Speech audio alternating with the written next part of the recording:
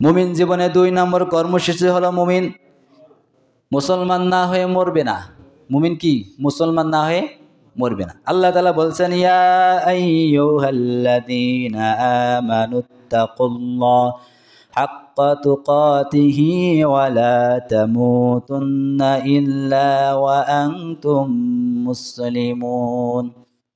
আল্লাহ তাআলা বলছেন সূরা আলে ইমরানের 102 নম্বর আয়াতে আল্লাহ তাআলা বলছেন ওহে ঈমানদাররা তোমরা যথাযথভাবে আল্লাহ তাআলাকে ভয় করো। যেখানে ঈমানদারদের কথা আছে দেখবেন সেখানে আল্লাহর ভয় করার কথা আছে। ঈমানদাররা আল্লাহর ভয় করো। হ্যাঁ, ঈমানদাররা তো আল্লাহ ছাড়া কারো কথা শোনে না, তারপরেও কেন বলে যে আল্লাহর ভয় করো? হ্যাঁ, ঈমানদারদেরকে আল্লাহ তাআলা শয়তান কিন্তু বেশি বেশি ধোঁকা দেয়।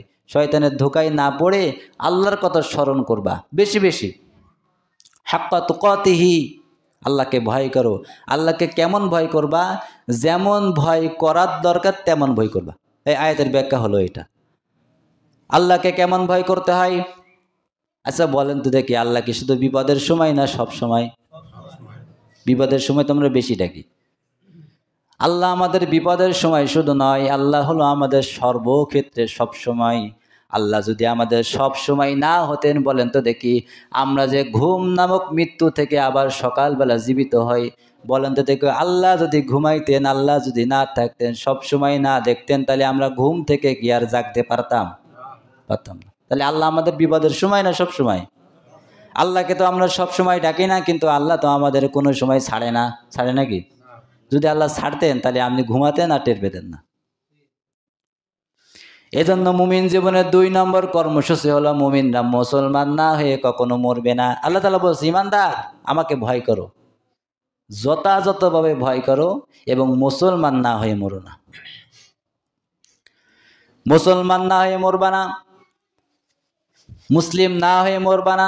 আল্লাহর নবী বলেছেন বাইনাল আবদি ওয়া বাইনাল কুফরি তারকুস সালাহ, যারা নামাজ পড়ে তারা মুসলমান, আর যারা নামাজ পড়ে না তারা হলো কাফের। নামাজের ভিতরে মুসলমান কাফেরের পার্থক্য আছে না নাই? আছে। নামাজ যারা পড়বে তারা হলো মুসলমানের একটা দাবি করলো, হক আদায় করলো। যা নামাজ পড়বে না তাদের মুসলমান বলে দাবি করার হক তাদের থাকবে না। এজন্য আল্লাহ তাআলা বলছেন মুমিন জীবনের 2 নম্বর কর্মসূচি মুমিনরা মুসলমান না হয়ে কখনো মরবে না। আর মুমিনরা মুসলমান যখন হবে তখন আল্লাহর বিধানের নিচে মাথা নতটা করে দিবে, আল্লাহর বিধানের কাছে মাথা নত করে দিবে। আল্লাহর বিধান ছাড়া মুমিনরা কারো বিধান মানে? বলেন মানে? মানে না। আমানতু বিল্লাহ কামা হুয়া বিআসমাইহি ওয়া সিফাতিহি, সকল পতির উপর ঈমান এনেছে, বিশ্বাস স্থাপন করেছে। মুমিনরা শুধু একমাত্রই আল্লাহর বিধান ছাড়া কারো বিধানের কাছে মাথা নত করে। সব ক্ষেত্রে সব সময় মুমিনরা একমাত্র আল্লাহ তাআলার বিধান মানে।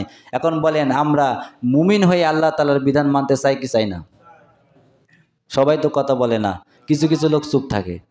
আমি তো বলি কিছু কিছু সময় চুপ থাকলে গুনাহ হয়, হয় না? কারণ গুনাহ হয়, মারাত্মক গুনাহ হয়। একটু মাথা দিয়ে ভাবলে বোঝা যায়। এখন যদি আপনি বলতেন যে না, তাহলে অবশ্যই অবশ্যই আপনি স্বীকৃতি দিতেন যে না অবশ্যই আমি ইমানদার হয়ে আল্লাহকে সন্তুষ্ট করতে চাই।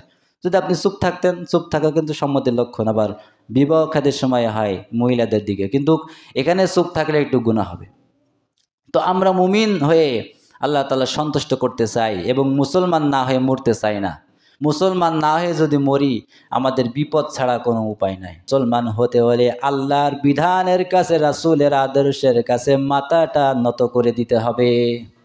এখন আপনি মসজিদে আল্লাহর আইন মানবেন, সমাজে যদি আল্লাহর বিধান না মানেন তাহলে মাথা নত কি করা হলো? হলো না।